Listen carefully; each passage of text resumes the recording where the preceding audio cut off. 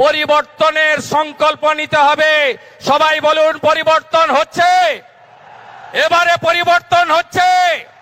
বাঁচতে চাই, বাঁচতে চাই, মা বোনের সম্মান চাই, চাকরি চাই, শিল্প চাই, অন্নদাতা কৃষককে বাঁচাতে চাই, অনুপ্রবেশ মুক্ত বাংলা চাই, চোর মুক্ত বাংলা চাই, জিহাদি মুক্ত বাংলা চাই, মৌলবাদী মুক্ত বাংলা চাই, জঙ্গি মুক্ত বাংলা চাই।